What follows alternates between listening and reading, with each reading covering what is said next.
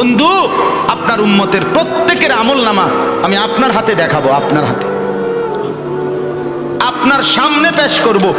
আপনি দেখে কথা বলবেন। আমার কাছে সুপারিশ আপনি কইরেন, মানা নাই, কিন্তু আপনি দেখে করবেন।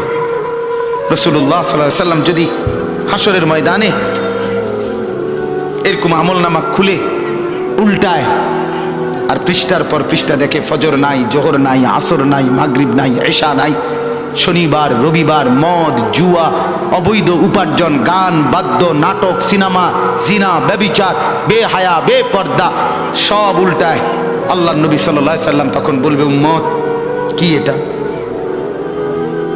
উম্মত, আমার 23 বছরের এত চোখের পানির কথা একবারও মনে হয় নাই? কি আনছো এটা আমারে?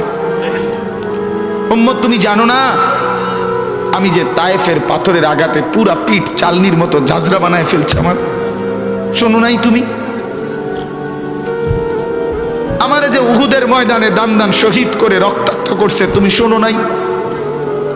আমি যে 14 দিন পেটে ক্ষুধার তাড়নায় পাথর বাঁধছিলাম, উম্মত তোমার মনে নাই? একবারও শোনো নাই আমার ক্ষুধার কষ্ট, আমার পিঠের ব্যথা, আমার দাঁতের ব্যথা, আমার কাঁধে 2টা কড়া ঢুকে গেছে? উম্মত, আমার ঘরে 3 মাস আল্লাহর নবীর স্ত্রী আয়েশা বলছে, আল্লাহর কসম উম্মত, নবীর স্ত্রী বলছে 3 মাস 3টা চাঁদ উঠছে ডুবছে, রাইনা হেলালান সুম্মা হেলালান সুম্মা হেলালান, 3 চাঁদ 3 মাসে নবীর 9 জন বিবির কারো ঘরে আম্মা জান আয়েশা বলে 1 ফোঁটা চুলায় আগুন জ্বলে নাই। মা আওকাদাত ফি আবিয়াতে রাসূলিল্লাহ নারুন, নবীর একজন বিবির ঘরেও আগুন জ্বলে নাই। আল্লাহর নবীর স্ত্রী আয়েশা একদিন বলছিল নবীকে পিঠে হাত বুলাইয়া, ইয়া রাসূলুল্লাহ, স্বামী আপনার পিঠ ছিদ্র ছিদ্র কেন? পুরা পিঠ চালনির মতো ছিদ্র ছিদ্র কেন? আপনার কি ছোটবেলায় বসন্ত রোগ হয়েছিল, গোটা হয়েছিল? আল্লাহর নবী চোখের পানি ফেলে বলছে, আয়েশা তুমি জানো না আমার এই পবিত্র দেহে তো কোনোদিন মশাও বসে না, মাছিও বসে না, পোকা বসবে কেমনে? আমার পবিত্র দেহে তো হাঁটলে মেশকের ঘ্রাণ বের হয়, আমার পেশাব পায়খানাও তো কোনোদিন জমিনের উপরে 1 সেকেন্ড থাকে না, মাটি ফাঁক করে ভেতরে নিয়ে যায়, সেই আমার গায়ে গোটা হবে কেন? আয়েশা, এগুলো আমার তায়েফের পাথরের আঘাতের রক্তের দাগ।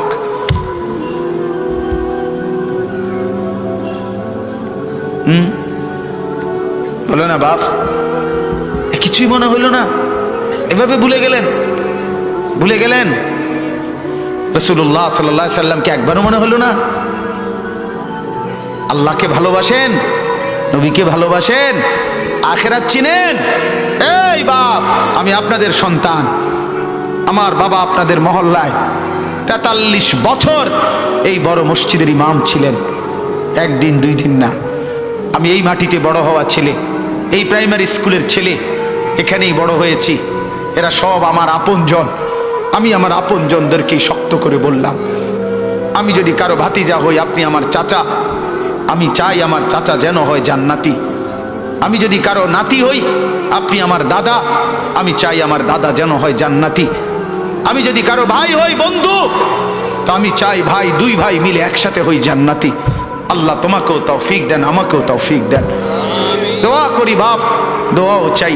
জিন্দগি বদলান যুবক, জিন্দগি বদলাও।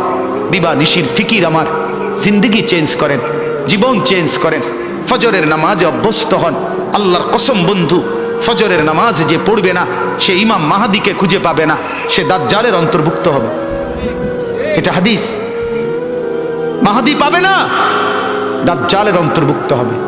এই সমস্ত মাথার সেলুন কাটিং চুল, যেগুলো উঁচা, সামনে বড় বড় চুল, এদিকে চুল নাই, এদিকে চুল নাই, সব দাজ্জালের চুল। বিশ্বাস করো, একেবারে পরিষ্কার হাদিস, মুসলিম শরীফের হাদিস। আল্লাহর নবী বলছে দাজ্জাল হবে শাবুন কাতাতুন, দাজ্জাল হবে যুবক, আর দাজ্জালের চুল হবে এলোমেলো। এই জন্য দুশ্মন এটাকে জনপ্রিয় করে দিছে। এদিকে নাই, এদিকে নাই, ওইদিকে নাই, এখান দিয়ে নাই, এখান দিয়ে ফেলাই দিছো, ওইখান দিয়ে উঁচা করে রাখছো, সামনে দিয়ে ঝাঁকড়া বানায় রাখছো। কি করছো বাপ? কোনোদিন জিজ্ঞাসা করলা না এটা কার থেকে নিলা? কি এটা, এটা কি মডেল নিলা? সেলুন থেকে বুঝি মানুষে মডেল নেয়, নাফিদ বুঝি ডিজাইনার হয়? হ্যাঁ, এটা বুঝি একটা রুচি হইলো? হ্যাঁ, কি পড়লা বন্ধু? এত বাংলা, এত অঙ্ক, এত ইংরেজি বই, এত পদার্থ, এত অপদার্থ, এত জীববিজ্ঞান, এত জড় বিজ্ঞান, এত কিছু কই গেল? এরপরে সব থুইয়া নাফিতের থেকে গিয়া ডিজাইন আনলা। কথা বলেন না কেন? নাফিত থেকে কেন ডিজাইন আনলেন? নাফিত কেন সাজাই দিবে মুসলমানকে? মুসলমানকে সাজাবে তো রাসূলুল্লাহ সাল্লাল্লাহু আলাইহি ওয়াসাল্লাম। এক সাহাবী বলছেন, নবী কেমন ছিল জানো? যার সারা অঙ্গ একসাথে দেখলে সবচেয়ে সুন্দর, প্রতি অঙ্গ আলাদা আলাদা দেখলেও সবচেয়ে সুন্দর। আরেকজনকে বলছে, আপনি বলেন তো। আরেক সাহাবী বলছে, আমি বলি যে নবী ছিলেন এমন যাকে একবার দেখলে আবার দেখতে মন চায়, দ্বিতীয়বার দেখলে প্রথমবারের চাইতে আরো সুন্দর মনে হয়। যত তারে দেখি তত সুন্দরই লাগে। তিনি ছিলেন এমন। আল্লাহ তাআলা মেরাজে, এই যে এই মাস, 7 আসমানের উপরে আরশে আজিমে আল্লাহ তাআলা নবীকে নিয়ে গেলেন। যখন আরশের উপরে আল্লাহ তাআলা রাসূল সাল্লাল্লাহু আলাইহি সাল্লামকে দাঁড় করাইলেন, এইবার আল্লাহ বললেন, বন্ধু কোনানে আনছি জানেন? আপনি জানেন কোথায় আনছি আপনারে? কয় যে আপনি যখন ছোটবেলায় জন্ম নিছেন, ছোট্টবেলায় ফেরেশতাদেরকে বলছিলাম, ফেরেশতারা আমার বন্ধুকে কোলে নাও, নিয়া আমার সৃষ্টির পূর্ব থেকে পশ্চিম পুরা দিগন্ত ঘুরাও, আমার গোটা সৃষ্টিকে বলো যে তারা যেন দেখে বন্ধু আমি কেমন বানাইলাম। দেখো, দেখ আসমান দেখো, জমিন দেখো, বন্ধু আমি কেমন বানাইলাম। নাক দেখো, চোখ দেখো, ঠোঁট দেখো, মুখের চাহনি দেখো, চেহারার রং দেখো, চোখের পলক দেখো। এরপরে আল্লাহ 7 আসমানে আরশে আজিমে নিয়ে এইবার আল্লাহ বললেন, বন্ধু সেদিন ছোট্টবেলায় কোলে আপনারে সবাই দেখছে, এবার সব কিছুর উপরে আইনা, উপরে শুধু আমি আল্লাহ, তার নিচেই আপনি, এবার আপনি দেখেন গোটা সৃষ্টি আমি কেমন বানাইলাম। ওই সময় ওরা দেখছে, এখন আপনি দেখেন, আপনি দেখেন। সুবহানাল্লাহ, এত বড় মর্যাদা সম্পন্ন রাসূল, তাকে ছেড়ে দিলেন, তাকে ত্যাগ করলেন। আল্লাহ আমাকেও বুঝ দান করেন, আমাদের প্রত্যেককে বুঝ দান করেন। শেষ কথা এটাই, আফালা তাদাক্কারুন। আল্লাহ বলে, বান্দা আমি কিন্তু গুনাহ লম্বা হইলে, নাফরমানি লম্বা হইলে, আমার অবাধ্যতা লম্বা হইলে, মনের চাহিদা মতো খামখেয়ালি করিলে আমি কিন্তু গোমরা করে দেই, আমি মোহর মেরে দেই, চোখে পর্দা ফেলে দেই, আর হেদায়েত দিবার কেউ থাকে না। আফালা তাদাক্কারুন। আমার বান্দা উপদেশ কি নিবা না? উপদেশ গ্রহণ করবা না? তবুও তো বলেন আল্লাহকে, আল্লাহ আমরা উপদেশ নিলাম, আমরা আপনার নাফরমানি করব না, আপনার রাসূলের অবাধ্যতা করব না। যুবক ভাইয়া, নামাজ পড়ে, নামাজ পড়ে, 5 ওয়াক্ত নামাজ পড়ে, অশ্লীলতা উলঙ্গপনা থেকে, বেহায়াপনা থেকে ছুটেন। নারীর ফাঁদে পড়বেন না, নারীর পিছনে পড়বেন না, অনর্থক কোনো মেয়ের প্রেমে পড়বেন না। আল্লাহ তাআলাই হালাল ভাবে একজন উত্তম স্ত্রী আল্লাহ মিলাই দেবে ইনশাআল্লাহ। এটা কোরআন, এটা আল্লাহর ওয়াদা। বান্দা আমি তোকে বানিয়েছি, তোর জন্য যদি আমি এত উপকরণ তৈরি করি, তো একজন স্ত্রী তো তোর জন্য আমি বানাইছি।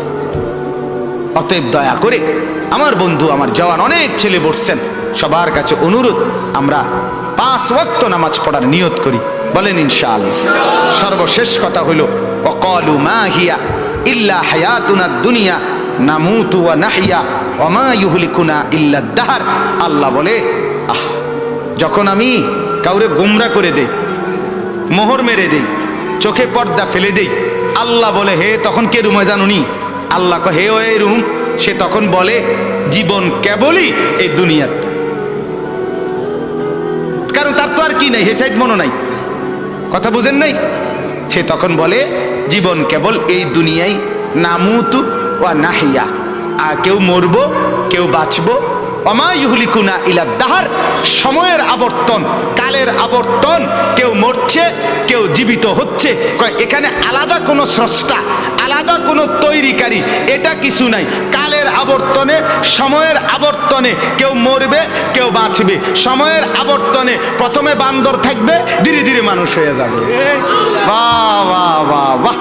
যখন আল্লাহ ভুলে যায়, আখিরাত ভুলে যায়, তখন আমি যে একটু আগে বলছি যে পরকাল ভুলে গেলে, আল্লাহ ভুলে গেলে নিজেকেই ভুলে যায়, তখন গিয়া বান্দররে জিগায়, বান্দরের কাছে গিয়া জিগায়, এই যে ভাই বান্দর, চাই দেখেন তো একটু আমারে চিনেননি?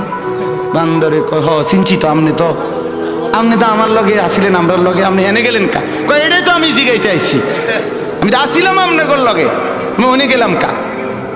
নাউজুবিল্লাহ, নাউজুবিল্লাহ। অতএব কোরআন থেকে বঞ্চিত হলে আখিরাত মিলে না, পরকাল মিলে না, আল্লাহকে আর খুঁজে পাওয়া যায় না, নিজের অস্তিত্ব ভুলে যায়। আল্লাহ বলেন ওমা লাহুম বিযালিকা মিন ইলম ইনহুম ইল্লা ইয়াযুন্নুন। আল্লাহ বলে মূলত এদের কোনো জ্ঞানই নাই, যারা দুনিয়াকে নিয়ে ব্যস্ত থাকে এরা মূর্খ, মূর্খ, নাদান, অজ্ঞ।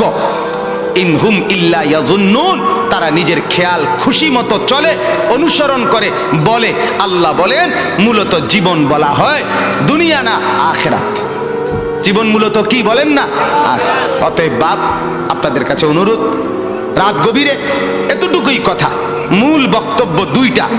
একটা ছিল, প্রথম বলছিলাম আল্লাহর কোরআন পড়বেন, বলেন ইনশাআল্লাহ, মনে আছে না কথাটা? কোরআন পড়েন, তর্জমা পড়েন, অর্থ পড়েন, শুধু বাংলা অনুবাদটাই পড়েন, দেখবেন কলিজার মধ্যে নূর আসবে ইনশাআল্লাহ, আলো জ্বলবে, আলো, সব ভালো লাগবে, নতুন করে ভাবতে শিখবেন, আল্লাহ তাআলা তৌফিক দিবে। দুই, গুনার অনুসরণ করবেন না, নাফরমানি দীর্ঘদিন লম্বা করবেন না, নাফরমানি লম্বা করবেন না, মদ খাওয়া ছেড়ে দেন, জুয়া খেলা ছেড়ে দেন, গান বাদ্য ছেড়ে দেন, অশ্লীলতা ছেড়ে দেন, নাটক সিনেমা ছেড়ে দেন, নর্তকীর নাচ দেখা ছেড়ে দেন, উলঙ্গপনা ছেড়ে দেন, গান বাদ্য ড্যাকসেট বাজানো এগুলো বন্ধ করে দেন। যার ঘরে রঙিন টেলিভিশনে নর্তকী নাচে, সেই নর্তকীর নাচ বন্ধ করে দেন। প্রত্যেকের হারাম রোজগার, সুদ, ঘুষ, অবৈধ ইনকাম, এটা বন্ধ করে দেন। দুনিয়া অল্প অল্প অল্প। আল্লাহ তাআলা আমাদের প্রত্যেককে আখিরাতের প্রস্তুতি নেওয়ার তৌফিক দান করেন, বলেন আমিন। আমি আমার আব্বার জন্য দোয়া চাই, আমার আব্বা আপনাদের মাঝেই ছিলেন, আল্লাহ তাআলা যেন বাবার কবরকে নূরে নূরে ভরপুর করে দেন। আপনাদেরও যাদের বাবা নাই তাদের জন্য দোয়া করি। মা আমার অসুস্থ, হাসপাতালে ছিলেন 3 দিন, আজকে মাকে আনা হয়েছে বাসায়, তো মাও অসুস্থ, মার জন্য দোয়া করবেন। ভাই বেরাদর সহ আমরা সবাই আপনাদেরই সন্তান, আপনাদেরই কাছে বড় হওয়া। আল্লাহ তাআলা আমাদের সবাইকে আন্তরিকতা, মহব্বত, সম্পর্ক দান করেন। যেই ছেলেগুলো এই মাহফিলের ইন্তেজামের জন্য কষ্ট করেছে এরা আমাদেরই পরিচিত, আমার কাছে গেছে। আমি আজকে সত্যিকার অর্থে আমি কোনোভাবে, আমার আরো 2টা বয়ান ছিল মাগরিবের পর, আমি আরো 2টা মাহফিলে বয়ান করে এরপরে আসছি। মূলত আমি কোনোভাবে মিলাইতে পারতেছিলাম না, কিন্তু আমার ছোট ভাই সহ এরা ছেলেরা এমন জাতা দিয়া ধরছে, আলহামদুলিল্লাহ, আল্লাহই মিলাইছে। সব শুকর মালিকের। আল্লাহ তাআলা ছেলেদেরকে উত্তম বিনিময় দান করেন। এই মাহফিলখানা আল্লাহ তাআলা এই মাহফিলখানা কিয়ামত পর্যন্ত কায়েম দায়েম করে দেন। ছোট্ট পরিসরে কষ্ট হয়েছে অনেকের, বসতে দাঁড়াইয়া ছিলেন, আল্লাহ তাআলা প্রত্যেককে উত্তম বিনিময় দান করেন। হ্যাঁ, অনেকে ইন্তেকাল করেছে, প্রবাসে আছে, বিভিন্ন জন বিভিন্ন পেরেশানিতে দোয়া চাইছে। আমার এক বোন আমারে কিছুদিন বলছে, আগে এখনো বোন আছে বাসায়, তো বোন আমারে বলতেছে, ভাই এখনকার মানুষের 2 কথা সবসময় মনে রাখবি। আমি কই কি? এক, হয় ব্যস্ত নয় অসুস্থ। এই হয় ব্যস্ত নয় কি অসুস্থ। এই হইল বর্তমান মানুষের পরিচয়, হয় ব্যস্ত নয় অসুস্থ।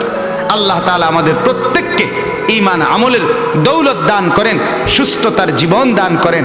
আমাদের শ্রদ্ধেয় আলহাজ হযরত সালামতুল্লাহ হাফেজ সাহেব দামাত বারাকাতুম, সেই আমার বাবা যাকে মহব্বত করতেন, আমরাও যাকে শ্রদ্ধা করি, মহব্বত করি, ছোটবেলায় মক্তবে পড়েছি হুজুরের কাছে।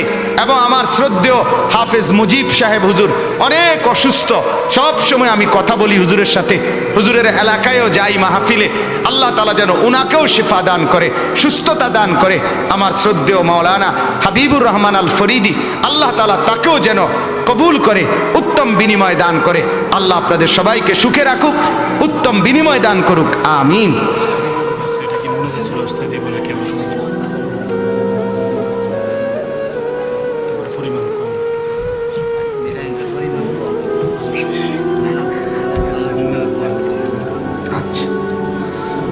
اللهم صل على محمد وعلى آل محمد كما صليت على إبراهيم দেন اللهم صل على محمد وعلى آل محمد كما صليت على إبراهيم وعلى آل إبراهيم إنك حميد مجيد